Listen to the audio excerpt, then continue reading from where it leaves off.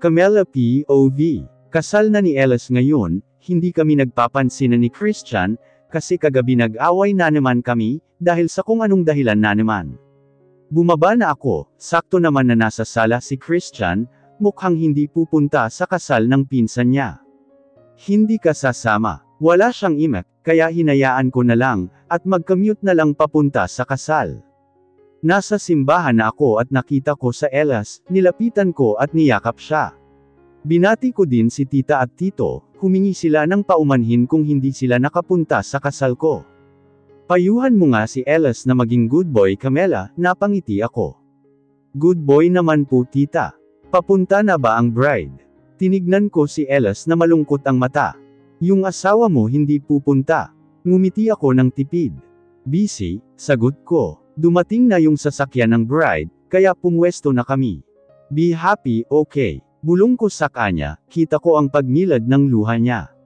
Tinapik ko ang likod niya, kaya ngumiti siya. Nag-umpisa na at masaya ako na may kanya-kanya na kaming buhay. Papasok na ang bride at tinignan ko si Ellis. Nginitian ko siya pero bakit ganito, nalulungkot ako imbes na maging masaya. Hindi ko tuloy mapigilan ang pagtulo ng juha ko, umalis muna ako sa kinauupuan ko, at lumabas sa simbahan. Ho, nag-inhale-exhale ako, bakit parang hindi ko kayang makita siyang ikinakasal? Anong pakiramdam na ngayon mo lang na-realize na mahal mo pala ang kaibigan mo? Nilingon ko yung nagsalita, si Christian. Ano bang pinagsasabi mo? Umiwas ako ng tingin, at naglakad papasok pero pinigilan ako. Nakita ko ang pag-iyak mo, inalis ko ang pagkakahawak niya sa braso ko. Hindi porke umiyak ay mahal mo na ang tao, mahal ko siya bilang kaibigan iyon lang, sagot ko, pumasok na ako sa loob, pero sa likod na ako pumwesto. Natapos ang ceremony at nag-picture-picture na, lumabas na ako pero tinawag ako ni Ellis, tiningnan ko tuloy yung mga tao na nakatingin sa akin. Picture tayo, naglakad ako paarap, at lumapit sa mag-asawa, nagpicture kami at nakita kong nakatayo sa gilid si Christian na nakatingin sa amin. Dumiretso na kami sa reception, nakaupo ako sa gilid mag-isa. Hindi ko alam kung nasaan si Christian, nanonood lang ako sa mga tao, hanggang naisipan kong tumayo at pumunta sa tahimik na lugar. May nahanap naman ako, nang paupo na ako may nakita akong anino ng dalawang tao, kaya sinilip ko kung sino, si Christian. At si Cindy.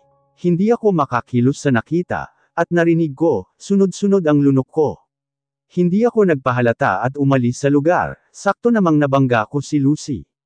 Camela, okay ka lang? Tumango ako at ngumiti. Mauna na ako, may nangyari kasi kay Papa, kaya pasensya na mauna na ako, hindi ko na siya hinintay na magsalita at nauna na ako. Lucy POV. Nagmadali na umalis si Camela, at maya lang saglit ay nakita ko si Christian at Cindy. Si Cindy yung artista na magkasama, may nakita kaya si Camela at hindi talaga si Papa niya ang rason para umalis siya. Hi, best wishes Lucy. Bainheso niya ako. Thank you, ngiti kong sagot, tinignan ko si Christian na walang emosyon. Nakita niyo si Camela? Hindi ko napansin na nasa tabi na namin si Ellis. Nagpaalam siya kanina pa, na mauuna kasi may nangyari daw kay Papa niya, tinignan ko si Christian. May nangyari sa Papa niya, pero ikaw nandito ka. Kasama niya, may ibig sabihin si Ellis sa salita niya, may alam ba itong hindi ko alam? Umalis na si Ellis na disappointed, nagpaalam naman si Cindy na kukuha ng inumin. Tiningnan ko si Christian, nilingon niya ako. Bakit? You're messing around, sabi ko. Kasal ka na Christian at huwag mo sanang sirain ang pangako mo sa simbahan, paalala ko sa kanya.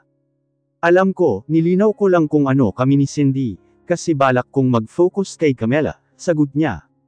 Siguraduhin mo lang Christian, wala sa lahi natin ang naglalako, inirapan ko siya at tumalikod na, bumalik na ako sa kinauupuan namin. Nagpatuloy ang celebration namin, at hindi ko maalis ang tingin ko kay Christian at Cindy, alam kong napapansin din yun ni Ellis. Ano ba tong pinaggagawa mo Christian, sinisira mo ang pangalan natin. Natapos ang celebration na mainit ang ulo ni Ellis, maski ako ay naiinis. Hindi ko gusto ang nakikita ko, at iniisip ko kung anong nakita ni Camela kanina, para maging ganun ang reaksyon niya, namumaltla siya na nanginginig. Nasa bahay na kami at nagsha-shower ako, bukas pa ang alis namin para sa honeymoon. Lumabas na akong CR, at nakita ko si Ellis na may hawak na phone na may tinatawagan. Bakit may problema? Nilingon niya ako. Tinatanong ako ni tita kung andito ba si Camela, kumunot ang noo ko. Baka nasa bahay na nila Christian, sagot ko. Tinawagan daw ni Christian ang mama ni Camela, tinatanong kung andun si Camela kasi wala sa bahay nila. Sabi na may nakita siya kanina at may rason para hindi siya umuwi. Sinubukan kong i-text si Camela, maya ng konti ay nag-reply. Hindi ko pinahalata kay Ellis, iyon din kasi sabi ni Camela. Tinanong ko kung nasaan siya, at sabi niya nagpapalamig lang, uuwi din siya mamaya. Tinawagan ko si Camela at sinagot naman niya, lumapit agad si Ellis. Narinig niya yung pag-uusap namin at kumalma na siya. Magpahinga na tayo. Tumungo siya. Humiga na kami pareho, pero alam kong si Camela ang iniisip ni Ellis. Nasasaktan ako pero wala akong magawa, kasi siya ang una niyang minahal, at napakahalaga sa kanya si Camela. Christian POV. Umuwi ng late si Camela, hindi ko na tinanong kung saan siya pumunta. Maaga akong gumising, madami kasi akong tatapusin na trabaho. Morning, umupo siya sa kabilang upuan at kumain, binigyan siya ni Manang ng kape.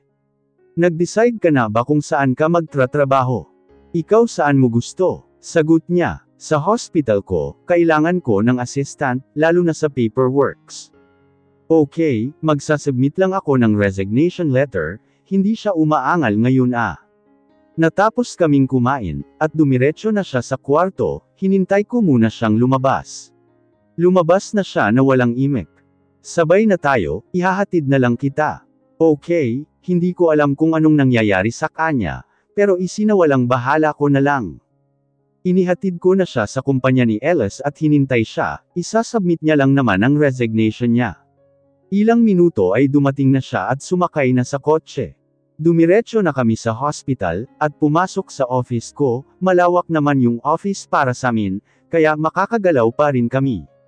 Dito ang mesa mo at heto ang mga files, breakdown lang naman ang gagawin mo, at ikaw nang magpasweldo saka mag-schedule at iba pa, tatawagan ko si Aisel para ituro sa'yo yung trabaho mo, paliwanag ko. Okay, kinuha niya ang mga files at tinignan, inopen niya ang computer na nasa harap niya. Tinawagan ko naman si Aisel para pumunta dito. Sir, tawag niyo po ako. Yes, Aisel, this is Camela. Pakituro naman sa kanya yung trabaho noon ni Candy noon, naalala mo pa ba? Tumungo si Aisel. Hi po ma'am, bati ni Aisel. Hi, just call me Camela. Sabi niya, may one ko na kayo at may ooperahan pa ako, umalis na ako. Pinaliwanag na ni Aisel ang mga gagawin ko, mas domoble ang trabaho ko kumpara sa kumpanya ni Ellis at napakabusisi, kaya hindi pwedeng magkamali para hindi maulit hanggang sa umpisa. Ganito ba? Tiningnan ni Aisel at ngumiti. Mabilis niyo pong matuto, ngumiti ako ng tipid. Maayos kang magturo. Kaya nakukuha ko agad, nahiya pa siya sa sinabi ko. Ma'am, hindi naman sa pagiging tsismosa, pero ano po kayo ni Sir? Tinignan ko siya. Nakikita ko na po kayo noon dito, at madaming balita tungkol sa asawa ni Sir, kayo po ba iyon? Hindi kasi ako naniniwala na yung artista ang asawa ni Sir, napangiti ako. Yes ako nga, lumawak ang ngiti niya. Sabi na, ikaw yung asawa, ngumiti ako ng tipid. Ituro mo pa sakin yung mga iba, para matulungan kita sa trabaho mo. Tumango siya at nagsimula na uli siyang ipaliwanag ang mga iba. Inabot na kami ng hapon, at hindi namin napapansin na hindi pa kami kumakain, pero nung tinignan na namin yung oras ay 5:00 na. Pasensya na hindi ko napansin ang oras. Okay lang po, maski ako ay hindi ko napansin sa dami ng trabaho natin, ngumiti ako. Sige na, umuwi ka na, ako na bahala dito magtapos. Panibago kasi uli tayo bukas. Tumango siya. Sige po, mauna na po ako. Umalis na siya at pinagpatuloy ko yung trabaho namin. Ang dami kasing mga araw na hindi na-update, at mga hindi pa na-update. Habang busy ako sa trabaho ay pumasok si Christian, hindi ko siya pinansin, at pinagpatuloy ang ginagawa ko. Lumipas ang 1 oras ay hindi ko pa rin natatapos, kaya trabaho lang ako ng trabaho. Tama na muna yan, uwi na tayo, Hindi ko siya pinansin at nagpatuloy sa trabaho, konti lang kasi at matatapos ko na. Camilla, malapit na ito. Hindi na siya umimik, at mabilis kong tinapos. Uminat ako dahil sa sobrang pagod. Don, tumango ako, tumayo ako nang bigla akong nahilo. Oh, buti at nakahawak ako sa mesa. Nahilo ka. Wala pa kasi akong kain kaya nahilo ako, kinuha ko yung tubig, at uminom ako ng tubig. Wala kang kain so breakfast lang ang laman ng tiyan mo. Kinuha ko na yung bag ko. Tara na para makauwi at makakain, palabas ako ng office nang bumungad sa akin si Cindy. Anong ginagawa mo dito? Nilingon ko si Christian at si Cindy. Asawa ako so may karapatan ako dito, ikaw anong ginagawa mo dito? Kung may sasabihin ka ipabukas mo na lang kasi uuwi na kami. Tara na Christian, niluwangan ko ang pagbukas ng pinto, saka tinignan si Christian. Teka Christian, pidgel niya kay Christian, napabuga na lang ako ng hangin. Uuwi ba tayo o hindi? Tinaasan ko na yung boses ko, at diniinan para malaman nilang naiinis na ako. Ano ba kasi iyon Cindy? Hindi ako makapaniwala na kinausap niya, sinara ko yung pinto at naglakad na paalis. Nagtaksi na ako pauwi at dumiretso sa kusina, nagpahanda ng pagkain at mag-isang kumakain, sakto naman na dumating si Christian at lumapit saka nagpakuha ng food. Tumayo na ako, kasi natapos na ako at dumiretso sa kwarto, nag-shower na para diretso tulog na, kasi madami pa akong trabaho bukas. Anong problema mo? Paglabas ko pa lang ng banyo iyon na ang bungad niya sa akin. Ikaw anong tinatago niyo ni Cindy? Kumunot ang noo niya. Tinatago. Bakit lagi siyang pumupunta sa hospital, bakit hinahayaan mo siyang gawin ang gusto niya, kaya naghahalikan? May sakit siya. May sakit siya kaya ko hinahayaan na lang siya, napaawang ang labi ko. Pagbigyan mo na yung taong may sakit, as long as wala kaming ginagawang masama, yung haliklas na iyon, ano? So kung may sakit pagbibigyan mo na lang. So kung may sakit si Ellis, pagbibigyan ko din siya maski ang hilingin niya. Makasama ako. Ganun ba? Doktor siya, pero hindi naman nakasama yung pagbibigyan mo, at hahayaan na lang na ganunin siya. Christian POV. Nitong nakaraang araw, hawak ko ang mga lab test ni Cindy, at palala siya ng palala, masyadong mabilis ang pagkalat ng sakit niya, para hindi na may salba. Kapabayaan ko yun noon, dahil irito ko noon sa kanya, hindi ko na tinitingnan yung mga test at sinabing okay na siya, pero may hindi ako nakita, at iyon ang dahilan para sa pagkalat at hindi na yun masolve. Kaya bilang pangpalubag loob, hinahayaan ko na lang siyang bisitahin ako, at ipagkalat na asawa niya ako, halikan ako ng isang beses at yakap-yakapin. Nagigilty ako sa kapabayaan ko, kaya hinahayaan ko na lang siya maski ayaw ko. Pabaya ako, masyado akong nagpakampanti. Kinakarma na ata ako sa pagiging mayabang ko. Paki-check kung walang mali, pinatong ni Camilla yung isang folder, tapos tumalikod agad. Christian. Dumating na naman si Cindy, tiningnan ko si Camilla na walang pakialam. Bakit? Dito muna ako, umupo siya sa lap ko. Cindy nagtratrabaho ako, hindi siya nakikinig at ikanawit pa ang kamay niya sa leeg ko, tumayo si Camilla at may ipinatong uli sa mesa ko. Bumalik uli siya sa mesa niya, at nagpatuloy sa pagtratrabaho, nagtrabaho ako habang nasa lap ko si Cindy. Anong oras na ay nakaupo pa rin siya sa lap ko, nagtratrabaho pa rin si Camilla. Cindy ngalay na yung pa ako. Sumimangot siya at tumayo saka umupo sa upuan. Sa bahay kita matulog. Napahinto ako sa pagpipindot sa laptop. Hindi pwede. Sa bahay kita matutulog, may diin yung salita niya. Hindi pwede, umuwi ka na, tiningnan niya ako ng masama. Sa akin ka uuwi, sigaw niya. Si Cindy ay mas bata ng 7 taon sa akin, at bata pa lang daw siya ay artista na kaya may pagka-childish. Sa akin, nag-uumpisa na naman siya, may kinuha akong syringe at itinurok sa kanya para kumalma. Binuhat ko na siya at dinala sa isang room, pinabantay ko siya sa mga nurse niya, at bumalik na ako sa office ko. Sorry, sabi ko kay Camilla. Pero wala siyang imek. Tulad ng dati ay tinapos niya yung mga trabaho niya at nag-OT siya, para matapos pa yung mga iba, simula nung nagtrabaho siya sa Kingaman ang trabaho ko. Tumayo na siya at kinuha yung bag niya, nauna na siyang lumabas na hindi man lang nagsasalita. Napahilamos na lang ako ng mukha, ano bang gagawin ko? Kung pababayaan ko si Cindy maaring masira ang career ko, at mawawala ang pinaghirapan ko. Pumunta ako sa kwarto, at saktong gising na si Cindy, tinignan niya ako ng masama. Lumapit ako sa kanya at umupo. Tigil mo na ang paggamit mo ng sakit mo, para magawa mo ang gusto mo sa akin, Cindy may asawa na ako at hindi tama yung ginagawa mo. Baka nakakalimutan mo, ikaw ang may dahilan kung bakit ako mamamatay agad, sagot niya. Kahit makita ko man yan may taning pa rin ang buhay mo, masama ang tingin niya. Artista ako at madali lang sakin na ikalat ang ginawa mo sakin, masisira ang career mo at mapapusara ang hospital mo. Naikuyong ko ang kamao ko, mahal ko ang hospital ko, ang laki ng naibigay ko sa hospital na ito. Wala akong ginusto kundi madugtungan pa ang buhay ng mga tao na nasa hospital ko, pero mukhang may ganito talagang pangyayari na hantungan ang lahat.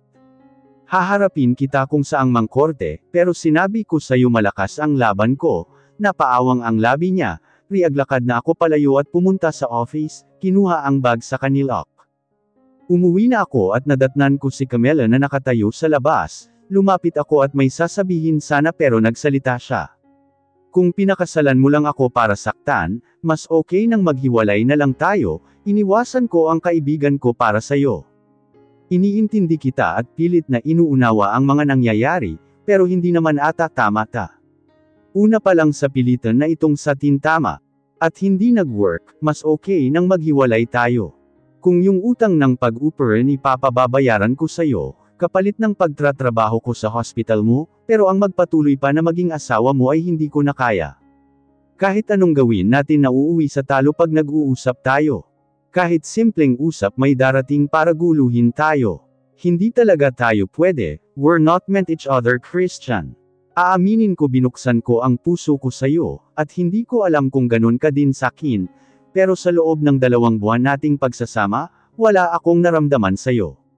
Mas okay na maghiwalay tayo, at huminga ng bahagya, nilingon niya ako. Okay, gusto ko sanang sabihin na magsimula uli kami, pero mukhang nakadecide na siya. Ayoko din namang ipilit kung iyon talaga ang gusto niya.